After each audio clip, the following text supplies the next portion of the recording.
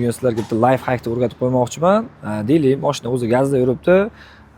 Gaz tugadi, gaz quydilaring, qaysi zapravkadan o'zi mashina 30 yo 20 kilometrdan keyin o'zi siltalashni boshladi.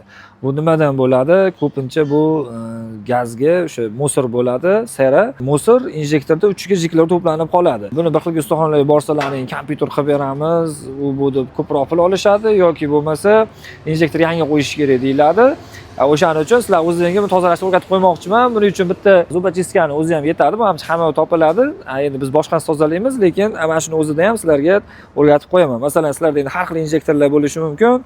Masalan, Rail bo'lishi mumkin, Dakota injektor, Valtek bo'lishi mumkin, W01, bu Stagdiki, YG2000. Endi asosan O'zbekiston bozoridagi injektorlar shular. Endi bu yangi ustanovkamiz yoki I+ bo'lishi mumkin. Hozir sizlarga qanaqa tozalashni ko'rsatib qo'yamiz. Oddiy bunga o'zligini qaraysizlar. Bularga masalan 12 kilo tushadi. Shu oddiy bitta 12 kulich bilan shu injektor yechib olinadi. Mana shu joyini o'zini yechasizlar. Shuni yechganingizdan keyin xuddi mana shu joyiga muza to'planib qoladi. Shu oddiy zubachistkani olib, shu bilan 1-2 marta sal tiqib u bo'lib qo'rsalaring, chiqovlagandaqa bu toza bo'lib ketadi. Bu qurigan narsa bo'ladi, bitada tushib ketadi. Shuni hisobiga mashina qaltirab qoladi. Masalan, bunda ham xuddi shu narsa yechiladi, xuddi shunaqa tozalanadi. Bunda ham faqat bunda e'tibor berasizlar, 01 injektorda mana shu chast yechilishi kerak. Polni beti bilan yechmaysizlar, mana shu joyi, mana shunga o'xshagan kulich olsalaring, mana shunaqa qilib yechiladi.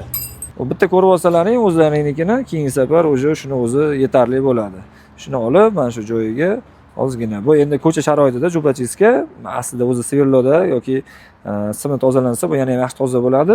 Shuni o'zi sizlarga kifoya qiladi. Keyin ustaxonaga yetganlaringdan keyin filtrlarni ko'rsatib tozalab olsalaring bo'ladi. Ma'lumot foydali bo'lgan bo'lsa, bitta like bosib qo'yasizlar.